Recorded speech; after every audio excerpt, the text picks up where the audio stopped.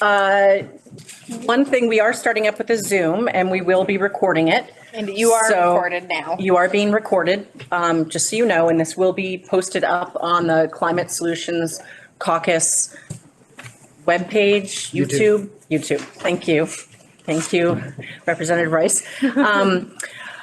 In terms of our agenda, we're going to swap things around. We're going to start off the four things that we have, or three things really.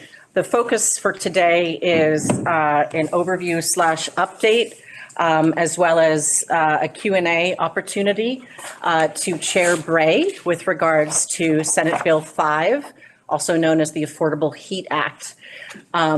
He is not here yet because he's finishing up committee, I'm assuming. So we're going to swap the order and we're going to shift to just an FYI that folks are able to send an email out to the Climate Solutions Caucus listserv if you have a bill sign-on opportunity. It is not an indication necessarily that the full Climate Solutions Caucus is supporting that bill. It's more a helpful mechanism for disseminating your bill ideas amongst other Climate Solutions Caucus members. So that's one piece. And continuing along that vein, if people have bills that they'd like to give a quick 1-minute synopsis of with regards to climate solutions considerations, now is a great opportunity if you want to give a quick overview and ask for sign-ons. Also, we will be passing around the Affordable Heat Act sign-on, of which many of you have already signed on, but hopefully when you hear Chair Bray's intro overview and you're able to answer questions, you may consider signing on. But Representative Burke, I saw you raise your hand about a potential bill. Yes, mine on too, which I sent out to all members of the Dem Caucus, and I think all members of the Climate Solutions Caucus. It's the Transportation Affordability Act. Here's a copy of the bill, 45 pages. And I'll send out the sign-out sheet. Cool. We can pass it around. Okay. Do you have in your head like the top 5 high-level bullets of what the bill does? It's basically so asking trying to sort of get the administration to be a little bit more stepped up in terms of emissions reduction goals. And there are some things in there that are somewhat controversial, like a fee-based study, but it's, which means that somebody would, if you register, when you register a car, and if it was under a certain mileage, you would pay more, and the opposite would be true, so it'd be revenue neutral. But there's really just a task force to study that, and the fees don't go into effect until like July of 2024, only unless the task force doesn't make a decision. There's some things there about complete streets principles. We just had a presentation on that, which sort of made them a little bit more mandatory, but then there's some issues around small towns that, we can address. It's just a proposal that's going to sort of get folded into the transportation bill, and hope that a lot of there are other things about continuing the conversation about Transportation Climate Initiative with a few legislators regionally. And there are, there's a lot. Some Amtrak thing, trying to get a second Amtrak train that would come up from Massachusetts. We have extra trains going to Massachusetts coming up to White River. And buying Vermont products on Amtrak. There's not a lot we can do. We can't force Amtrak to do a lot of stuff, and then adding more money, a lot of money to the mobility and transportation innovation programs and to the bike ped program. So those are sort of high things. And there is, I believe there's also a piece there to continue for zero fare or fare free for. Yes. Continuing, the Green Mountain Transit Board just voted to get rid of fare free because their finances are not working very well. And there's a proposal to put in 1.2 million. I think they need 1.9, but we're also having conversations about, we don't want them to cut their ridership, and could we provide for fare free for the people who need it? And, anyway, it's all a proposal that will get discussed in the House Transportation Committee. Thank you. I believe Mike is sending out my, You're gonna send it out now. oh, thank you. I'm sending it out. And hopefully folks can express an interest today, by end of day today, about the BGS green equipment purchases for municipalities. I have a new bill being drafted right now that establishes an electric vehicle mileage reimbursement rate. No such rate exists in the United States of America right now. Usually those are set by the IRS, and then various entities use those rates for reimbursement. This came to me when I was applying for reimbursement in my drive to and from the State House. I drive an electric car. The reimbursement rate now, what's baked into that is fuel costs. I don't use fuel, and so I don't want A my. lower rate? Yeah, I know, I'm like, wait a minute, it's gonna be a lower, It would be a lower rate, and it would save businesses and theoretically the state of Vermont money. oh, but that's EV drivers. Got it. I think we need to set an example. Okay. Jeez, why? Can you see my hand up? Yes, we were just going to pass to you. Okay, Representative thanks. Cordes.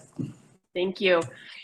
It's too late for co-sponsors. It's already been sent to committee, but I'm talking about a bill I introduced, and it has 3 parts. The first part is about network geothermal. The second part is about ratepayer protection for folks using electricity to heat or using electricity. And the third part would be putting into statute something that Vermont Gas has already said they are planning on, and that's no new gas transmission lines. Transmission lines are the big pipelines that would connect usually in an interstate way. They're not the distribution pipelines that go between houses. So Vermont, what the bill would do for this third section is to say no new gas transmission lines, but gas utilities could still infill their current territory and add distribution lines. The network geothermal, the first part of the bill, would establish a regulatory process through the PUC where utilities could get authorized to set up geothermal networks, usually in municipalities, because the homes that would be using geothermal would need to be in proximity with one another. And then the ratepayer protection part, I think is one of the controversial parts of the bill. We do need to do better for Vermonters on ratepayer issues, especially low and middle income Vermonters. So that's what this part of the bill gets at. If you have any questions, I'd love to chat more. And we'd also love a few minutes of time for a really concise presentation to the Climate Solutions Caucus about this bill. Thank you. Okay. Thank you. Any other bill intros? Okay, so I'm going to let Chair Bray finish chewing. Just an FYI, with regards to Representative Murphy's comment 2 weeks ago, we are going to follow up with the equity lens. We just had to dig through some files and ask last year's co-chairs, and thank you everybody who got us the feedback, but we are going to get that to you. And while Chair Bray does 10 minutes of intro and then Q&A, we're going to pass this around in hopes that you guys will support. And this is for House members. House members only. The Senate has it already introduced. I'll get you. Okay. So good afternoon, good to see you all. My name is Chris Bray. I live in Bristol. This is my 9th year chairing Senate Natural Resources and Energy, and I have the pleasure of working again on affordable heat for Vermont. The short of it is that when we change through the Global Warming Solutions Act, our climate greenhouse gas reduction targets or goals into statutory requirements, that set in motion an obligation on the part of government to figure out how to meet those binding requirements for reducing greenhouse gases. The Affordable Heat Act aims to do that in the most affordable way possible with a focus on low and moderate income Vermonters who are already the most burdened in terms of the cost, percentage of their household income that goes to heating their homes. And it's, although some people think of it as a complicated bill, it really, at heart, is a relatively simple concept. And that is that there is a need to use cleaner fuels or over time, whether we're talking about electricity, that, and I say, you might, to explain, when I say the cleaner, even for electricity, there's a fossil fuel footprint for electricity. So the heart of the bill is a clean heat standard that evaluates every method of heating and then looks at basically the carbon footprint associated with that way of providing heat. When you analyze, and the important thing is that as we reuse fossil fuel and emissions, we end up providing a wide variety of choices for Vermonters to move forward. You could keep the very same equipment you have now and perhaps burn, you might go to a biofuel blend, or you might say, actually, the direction I want to go is all the way to a cold climate heat pump, and I'm going to be eliminating fossil fuel use in my home. The point is that the program is technology neutral. It offers a chance for Vermonters to figure their own best path forward. But the overall design of the program is to help us reach those climate reductions that are required in law. We all know that it takes money to make money. It also takes money to save money. So what the bill also contemplates is how we're going to make it affordable to make these investments. All the kinds of changes we talked about, whether it's weatherization or going to a cold climate heat pump, which is far more efficient than any fossil fuel powered appliance. We know there's an investment and then there's a return on that investment. So the way the program operates is to bring money to the table for enacting what are referred to as clean heat measures. And again, the bill's agnostic on what is the best. There is no best clean heat measure. It's a choice home by home by home. It could be weatherization, could be cold climate heat pumps. But what the program does, it sets up an obligation for those selling fuel to buy clean heat credits, and those clean heat credits subsidize the cost basically of taking clean heat measures.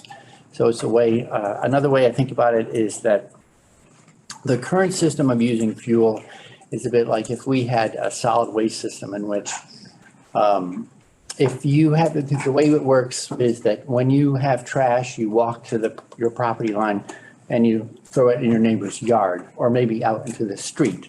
There is pollution that's created through the combustion of all these fuels. There's health consequences, there's costs. We would never say, well, the best way to handle trash is just throw it in your neighbor's yard because we all have neighbors. We would just start accumulating trash house by house, neighbor by neighbor. In the same way, although we can't see it, it's less tangible, the consequences are just as real for what we're doing to climate. So we're talking about CO2, which we don't see. We're talking about SOx and NOx particulates when we're talking about combustion. But there is that same notion of there's a use of a fuel that has a cost. What we end up doing in the clean heat standard portion of the bill is to say, what's the cost to society at large of using that fuel? And we measure that cost, and those who sold that fuel need to go buy clean heat credits that correspond to their costs of the use of their fuel. The money, the proceeds, then flow back into the system to help underwrite the cost of measures that reduce the use of that fuel. So it is a cycle that supports itself. in terms of making progress on reducing emissions. So I've talked about a number of moving parts, but to back out a little bit, the North Star that this bill steers by is greenhouse gas reductions. The path that it chooses to get there is to make it as affordable as possible. The Vermont Climate Council looked at a variety of ways of addressing the thermal sector, which is roughly a third of all our emissions. And this was found to be the most cost-effective strategy. It was the #1 recommendation in last year's climate action plan. There was a House and Senate version. We moved the House version, H715. As you likely know, it made it all the way to the governor's desk, was vetoed, and then we failed to override. We took to heart the criticisms that were voiced last spring when that bill was moved, and I worked with a group of people over the summer and fall to do some rewriting, and the product of all that work is S5, which has now been in the Senate for about 10 days. We are taking testimony every day on it, working on it, and I expect that before February is over, we will have voted that bill out. Looking forward to sending it over to the House, and they will have stopped in appropriations because their support for the agencies that are going to have roles under the bill, for instance, Department of Public Service and the PUC have major roles in terms of designing and implementing the rule that is the actual mechanism to enact the Affordable Heat Act. So I'll step one other step back, like how do we actually do this? Because it involves a lot of technical analysis and program design, we're relying on the experts at the PUC who do exactly this kind of thing for other energy sources. Like most commonly, we turn to them when we're talking about regulated fuels and utilities. One more thing, and then I'll stop. Sometimes I think we also, as a group that I'm assuming is all here because we're very interested in seeing the state take on climate change in a more meaningful, tangible, and vigorous way. That even so, you probably get pushback at home, like, well, does government know how to do anything like this? Like, unfortunately, President Reagan once said, and some people I think I still have it in mind, the government is not the solution to our problems. Government is the problem. And I would heartily disagree. I think in Vermont, we come together and do government on the right scale, and we get many good things done for our communities. One of the clearest examples is Efficiency Vermont. It was very controversial at the start. Why were we going to be putting a line item on everyone's electric bill? Wasn't this going to be a burden on folks? But it turns out that over the period 2000, when it was enacted, through 2020, we collected $709 million from Vermonters month by month by month. That $709 million has been invested in energy measures that have a lifetime savings of $2.8 billion. So a 4-to-1 return on that $709 million investment. Meanwhile, it's also brought people healthier homes, more comfortable homes, and a higher quality of life, as well as reducing greenhouse gas emissions as a benefit on top of that. So no matter how you slice it between health and costs, it's been a very effective strategy for Vermont. We just had Rich Cowart in, who was at that time it was the Public Service Board, not the Public Utility Commission. He was chair back when they were doing this work. He also works around the globe on energy efficiency projects, consulting with countries and utilities around the world. He was reminding us that Vermont was the first state to pass that a statewide energy efficiency utility to create such a thing. So we already know for ourselves how effective it's been. But this model has been picked up and adopted by other states around the United States. He also said at the European Union, the Parliament reviewed the bill, and 16 other countries have now taken on. So we are trained, we grew up here being modest, but sometimes we have some very good ideas that are worth stepping forward just for our own benefit. And that's, the real focus. This is something we can do for ourselves to help improve the health and well-being of all Vermonters. It helps disconnect us from I would say, a somewhat brutal fossil fuel universe that gets involved in huge expenses, huge damages, wars, and lets us become a little more energy independent, self-reliant, and I'd say responsible. So that's it for the AHA for now. I'm happy to answer questions. Look forward to seeing the Senate move it to the House as soon as possible. Thank you, Senator Bray. You're going to hear that probably a few times over the next few weeks, kind of an iteration of the bill. So if there are questions that you are hearing from constituents preliminarily with this information, now's the time. If you have a very in-depth technical question, maybe hold that and find someone like myself, like Senator Bray, like Senator Watson. We are happy to talk about details of the bill technically, but right now, maybe more conceptual things that might benefit the group. I think I saw Angela's hand first. And can I'm sorry. Yeah. There is a handout, so I don't know that I have enough. But good, because they're so much smarter than us. Go ahead, Make sure Representative. people have that. You just made me think I haven't read the whole handout, so maybe the question is answered. Well, shoot, say it for the Handout, but, I know that the most common question I've heard, about the former iteration of the bill, was how can you say it's not a carbon tax? Sure, that's a great question. So, there's two pieces. I'll give a two-part answer. The first was this morning, we actually reviewed an earlier carbon tax proposal that the Vermont Climate Council reviewed and dismissed because it was so expensive and ineffective.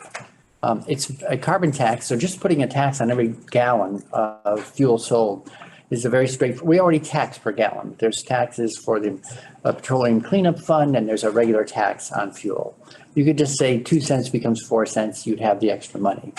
But what happens with the extra money? There's no program to take that money and turn it into climate and make an affordable heat program out of it. It's just revenue to the state. It also is highly regressive. Yeah. So for those who can least afford it, now an even larger share of their income goes to paying that tax.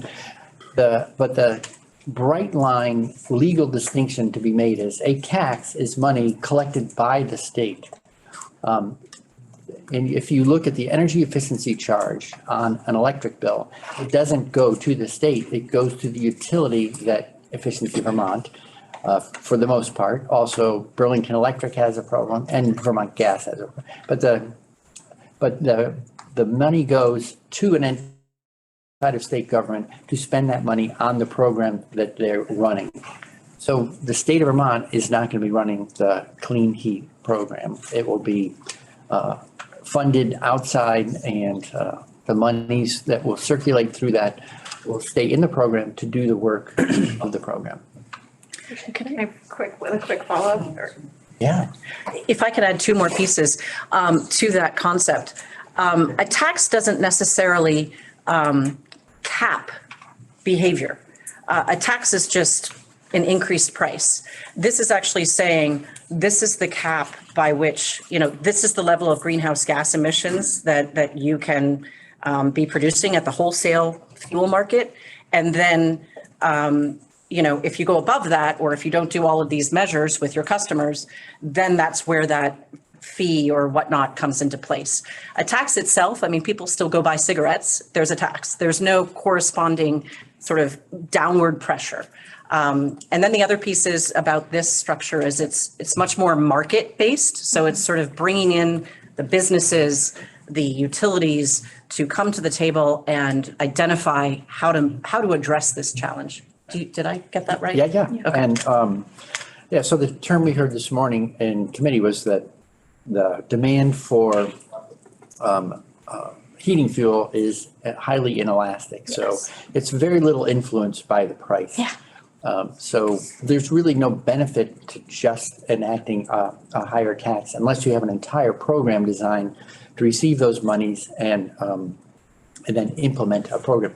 So instead of having the state do it, we're creating, again, based on the Efficiency Vermont model, where we've seen such success, to say nothing beats success like success, we could do the same thing again for thermal. Thank you, Senator Bray. I do think the underskirting of your question is something that the advocates have developed a lot of marketing and messaging around, because the idea of costs increasing kind of, I think, underscores what you're bringing to the surface. Yes. And So that's the other. yes, side, like, so we have, it's not a tax. How, are there protections in place to say that the cost, the increased cost won't be passed on? bingo. And we have a whole FAQ on that exact point. And if you get constituents who are asking that directly to you, because I think where people are using carbon tax as like a red herring that they've heard out in the world to really mean I'm scared that my costs are going to go up and I don't think I can afford this. So we have a lot of good stuff on that particular messaging, but also definitionally you've heard it's not a carbon tax. So Representative Pat and then Representative Cordis. Just to add to this, something that I often use to basically shut people up when when they were raising the carbon tax issue on the bill is the fact that this system of using credits that the providers that there's a market that the providers have to participate in is in many ways, although there are a lot of differences, but in many ways modeled on something called the Regional Greenhouse Gas Initiative, which has been in effect for electric utilities and their out-of-state providers since 2006, I believe. Vermont joined not by legislative action, but by our governor, Republican Governor Jim Douglas at the time,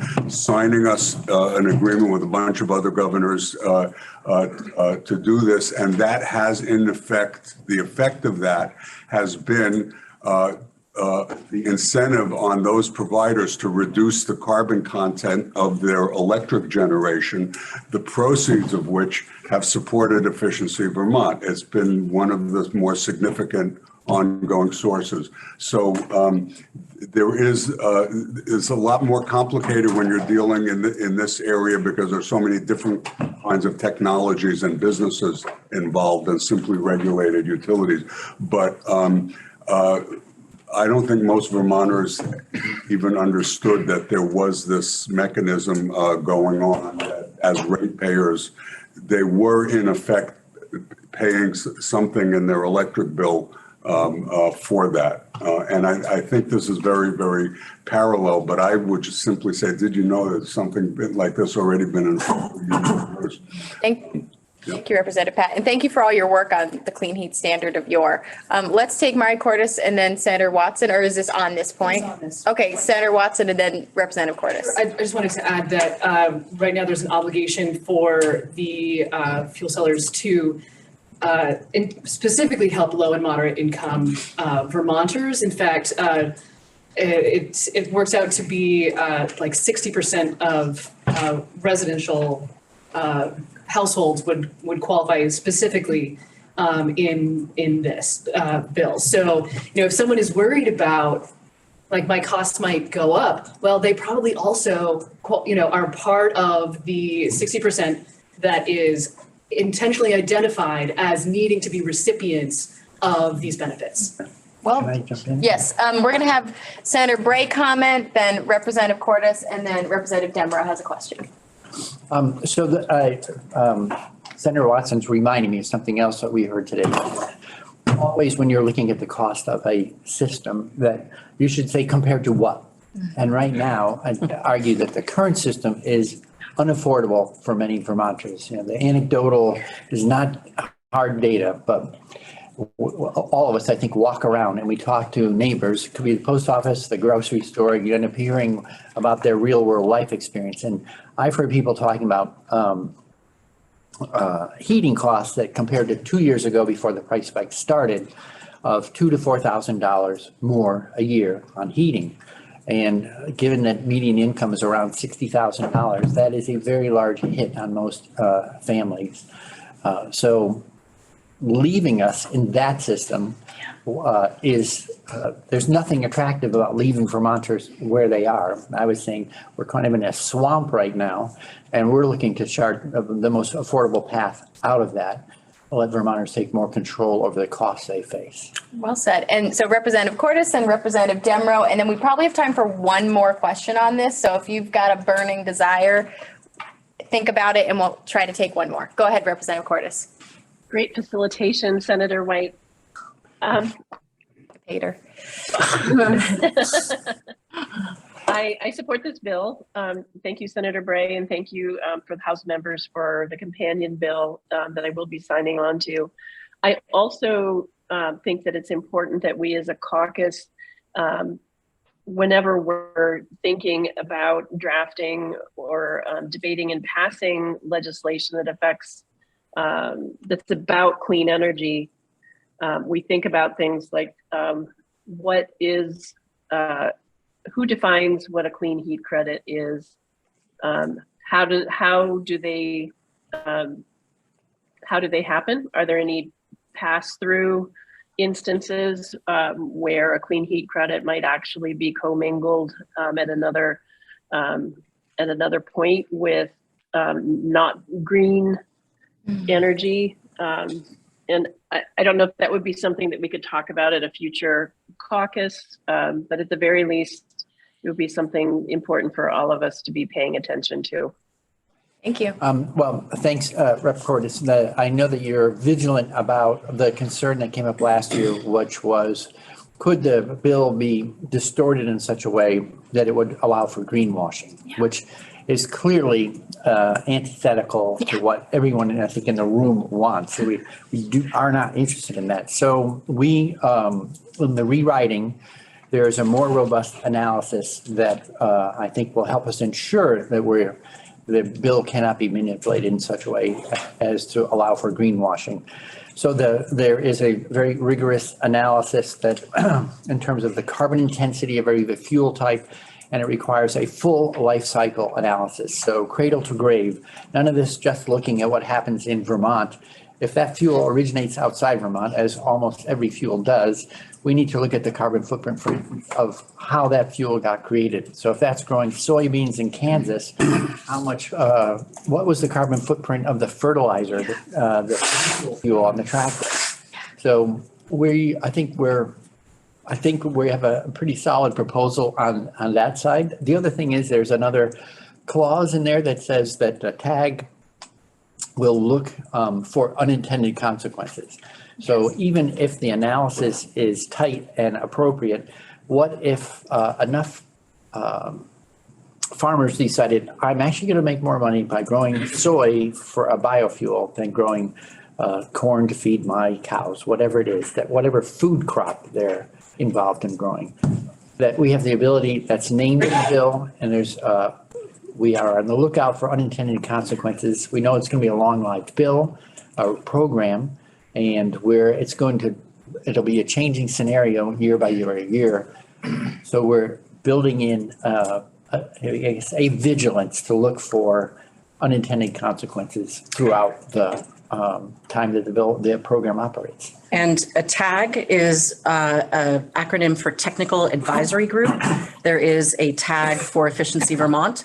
I believe they're public meetings. They are, but I mean, the public could go to them. Most of the public do not want to. They are incredibly technical. They really, a bunch of engineers, policy considerations as to the really deep details of, if you have this much wattage on a light bulb that increases by this much, and it's in a closet for 2 hours compared to the kitchen for 10 hours, how much savings do you get? So, and therefore Efficiency Vermont gets X savings. So the tag might sound like, a kickoff to the side. It really is not. Thank you, Representative Stebbins. Okay, I didn't see any other hands shoot up, so Representative Demro, you have the last question, and then we'll do one final note on this, and then photo. So, sorry, I got here late. I may have missed something, but could you just summarize briefly the provisions for wood heat? Oh, yeah. Sure. So wood heat is an allowed, advanced wood heat is listed in the bill as an allowed clean heat measure. And it will be subject analysis that we're talking about in terms of its carbon intensity. So I guess, it is an allowed approach to carbon reduction, and it will be scored just like every other method of providing heat. So would that mean that like a business that sells wood stoves, they would be required to fund a credit after they sell a certain amount of stoves, or the stoves be rated on their efficiency, or how might that work? That's a great question. I'm not going to riff off the top of my head what the analysis would be, but so let's talk after. So I'll write those questions down. They're really going to be, and that's the kind of thing that would really be resolved by the tag in terms of figuring out the real world implications of using that stove, and then how you would account for them in the system. Would tag also do that for things like wood-fired evaporators for making maple syrup and that type of thing as well? That's not thermal, that's like Or is that not, that's not covered in the bill? yeah. Not yet. So let's wrap on this. And I just want to end on a note, which is, this is the #1 priority bill of the Climate Solutions Caucus at this moment. If you are invested in wanting to show to your constituents that you are concerned about the climate crisis, this is the bill to talk to them about. If you're feeling squishy, if you're feeling like you have some questions that are unanswered and you're not sure how you feel, please come to us, because there have been experts upon coalitions of people who have debated these questions, have tried to resolve them, and have answers for, I guarantee you, 99% of your questions. And if we don't have an answer for your question, we still have time to address it. So we need to hear from you. Please, we do not want that one vote. We do not want that one vote to come from the Climate Solutions Caucus, okay? Can we all agree to that? Let's take our photo, and thank you all for being here.